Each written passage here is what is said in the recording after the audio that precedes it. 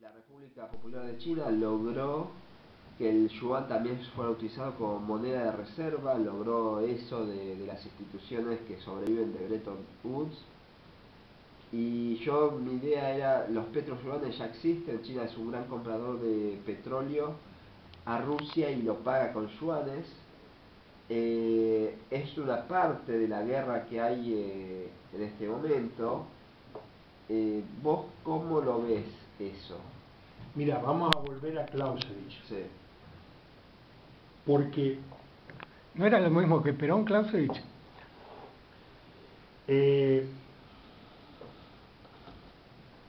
vos fijate que si todos estos atentados terroristas son de falsa bandera, es decir, que la acusación a musulmanes sean países regulares es falsa, estamos ante operaciones de guerra internas de Occidente contra su propia población. Ahora, lo interesante del caso, y algún día lo vamos a detallar en el caso de Libia, es que el atentado terrorista tiene la característica de una puesta en escena tan maravillosa, tan espectacular, que te coopta demasiado el cerebro y el alma. Y geopolíticamente hablando, para nosotros puede ser lo más terrorífico del mundo. En realidad para ellos es una cosa más. Entonces, no hacen depender de ninguna manera su línea de 14 operaciones de combate solo de una sola cosa, del atentado terrorista, ni tampoco de una guerra, ni tampoco de una maniobra financiera. La importancia de la geopolítica, y vuelvo a decir, en el caso de Libia es donde tenemos sintetizados todos los actos, es una batería de actos que puede incluir la guerra convencional sin ningún problema, que incluye el atentado terrorista, que incluye el ataque financiero, que incluye la guerra psicológica. Es decir, es una guerra que, a diferencia de la Guerra Fría, asume nuevas formas. Y una de sus armas, solo una de sus armas, es el ataque terrorista. Lo que pasa que vayamos a la técnica de propaganda que se nos vino metiendo en las narices todo el tiempo con los degüellos que hacía el ejército islámico. Ahí había una guerra, y sigue habiendo una guerra convencional en Siria, básicamente. Hay una guerra convencional, pero de esa guerra convencional, la parte de guerra convencional, cañones, fusiles, todo eso, de eso no nos hablaban. Solamente quien leía Russia Today o las agencias de información de esos lugares, ellos te iban marcando la guerra y le daban preeminencia a los actos de guerra. El ejército islámico está en tal ciudad, lo estamos rodeando, no lo rodeamos. El ejército islámico contraatacó y tomó 3 barrios de Bagdad. Se pelea, o sea, te hablaban de una guerra convencional, pero Occidente nos intoxicaba con las hazañas cinematográficas de las bestias degollando gente. Entonces, nosotros teníamos una guerra convencional que tenía sus rounds y que todo el tiempo iba teniendo su evolución. Pero de la evolución convencional de una guerra, que es más o menos fácil de ver, cuántas ciudades tomaste, cuántas no tomaste, cuántos tanques tenés, cuántos soldados tenés, cuántas batallas perdiste, cuántas ganaste, de toda esa evolución de la guerra convencional no se nos hablaba nada. Todos los días, ahora amainó, pero todos los días teníamos algún degüello.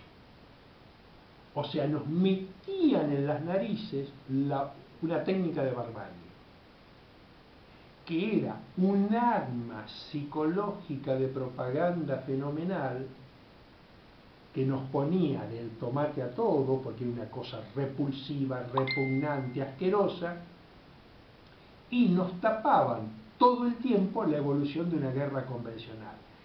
En el ataque a Irak nos habían dicho lo mismo, porque la guerra en Irak, en vez de mostrarnos también una guerra convencional, nos mostraban imágenes de la CNN que eran todas lucecitas que iban y venían. no nos mostraron combates.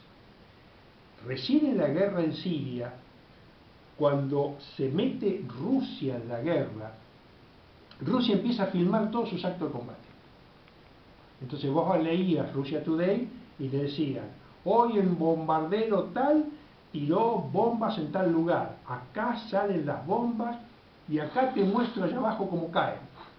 Anteayer un grupo de bombarderos atacó un convoy de aprovisionamiento, acá te muestro. Acá te muestro soldados combatientes. Y te empezaron a mostrar quiénes están combatiendo en Siria. Entonces, por ejemplo, te empezaron a mostrar las mujeres kurdas. Te mostraban las mujeres kurdas, después te mostraban las milicias libanesas católicas, que no son de Hezbollah, son libaneses, no Hezbollah. Después te mostraban... Disculpa, ¿católicas o maronitas? Perdón, bueno, son católicos. Bueno, No son católicos, son maronitas, son otra confesión cristiana. Bueno, son cristianos. Entonces te mostraban a los libaneses no musulmanes, los libaneses musulmanes que son Hezbollah, te mostraba tropas de Irán, o sea, la mayoría de la infantería era de estos países. Y casi toda la aviación era rusa. Y se te decía, pero China tiene un portaaviones. Y de vez en cuando te decían, acá hay un desfile chino de 70.000 hombres, en cualquier momento van a Siria. Te empezaron a mostrar una guerra convencional y a medida que fue evidente que el ejército islámico estaba siendo pulverizado, empezaron a bajar las propagandas de los degüellos, al punto tal que hace un largo tiempo que yo no veo ninguna. Esa guerra ha sido muy compleja, sigue siendo muy compleja, porque en determinado momento hicieron un ataque muy especial a poblaciones cristianas que vienen de la época de Jesús, que viven en Siria. La mitad de la población más o menos, Sí. un porcentaje importantísimo. Hay que recordar que Siria es un país no confesional donde admite que estén todas las religiones. Entonces, cuando atacaron a estos pobladores católicos de la época de Jesús, el ataque también fue muy siniestro. Aparte de violar a las mujeres y matar a los niños, crucificaban hombres para simbolizar la cuestión de la crucifixión de Jesucristo. En ese momento no fue difundido geopolíticamente, pero entra en guerra el Vaticano a través del Papa Francisco. El Papa Francisco hace primero un pedido a los cristianos de todo el mundo para que hagan algo, y hace un pedido como de, bueno, recen. Pero luego se sabe que el Papa Francisco le pide ayuda a Putin. Putin ya estaba por entrar en esa guerra y entran medio parejos. Es un momento donde las imágenes televisivas nos mostraban, Obama ya había avisado que tenía la flota de la OTAN con sus misiles apuntando a Siria. Y recuerdo en aquel momento, todo el tiempo a la televisión te mostraba a un destructor norteamericano lanzando misiles y del otro lado de la pantalla un soldado sirio en chancletas disparando una ametralladora. O sea, te mostraba el contrapunto entre David y Goliat. Cuando ingresa el Papa Francisco y Putin en esa guerra, van en una visita a Obama los visita oficialmente y se arma una negociación. Primero la negociación es puramente diplomática, porque Obama dice, voy a lanzar una lluvia de misiles contra Siria porque Siria tiene armas de destrucción tóxica. Entonces Obama dice, el justificativo para hacerlos pomada es que tiraron gases tóxicos.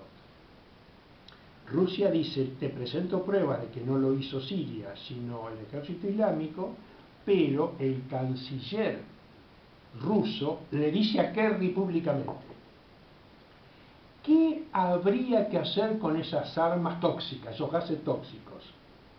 Y Kerry le dice, habría que destruirlas. Entonces, este es el primer pacto que es puramente diplomático. Entonces Rusia dice, el presidente sirio va a destruir esas armas, yo soy el garante. Ese primer paso es diplomático político. Luego, Putin y el Papa Francisco van a Washington. Obama deja entrar al Papa Francisco al Capitolio, es un momento sublime donde el Papa Francisco se la agarra contra los mercaderes de armas del Capitolio y hace llorar a dos congresales muy vinculados a las armas. Casi al Qué unísono. sentimentales. ¿Eh? Qué sentimentales. No sabés si es verdadero, no sabemos. Si están vinculadas al tráfico de armas, no creo que sea muy verdadero. O sea, en todo caso, podemos decir que es posverdad. Bueno, pero se considera una especie de consentimiento a la acusación del Papa. Al momento en que el Papa entra como Jesús al templo de los fariseos, Putin se reúne con Obama y le dice: ahora vamos a hablar de la cuestión militar. Vos tenés tus barcos con tus misiles apuntando, donde vos dispares, apretes el dedo del gatillo, vamos a ingresar China y nosotros e Irán con la nueva tecnología. Tus misiles Tomahawk son subsónicos y viejos. Nuestro sistema de detección de armas no solamente te lo va a parar, eso es secundario. Nosotros te vamos a tumbar la flota. Entonces, en la mesa de negociaciones, Putin le dice: Rusia está dispuesta a perder 3 millones de hombres. ¿Vos podés soportar la pérdida de tu flota? Y Obama dice: no puede soportarla. Políticamente, militarmente sí, y ahí nuevamente vuelve von Clausewitz. O sea, militarmente, la Marina de los Estados Unidos es tan grande que no le haría prácticamente nada que vos le mates 5.000 marines y le hundas 10 barcos.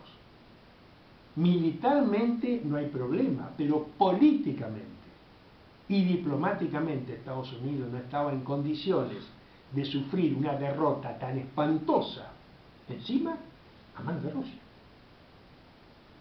Entonces se hace un pacto militar complejo donde Estados Unidos militarmente dice: yo me retiro del ataque con misiles, pero dejo al ejército islámico armado hasta los dientes.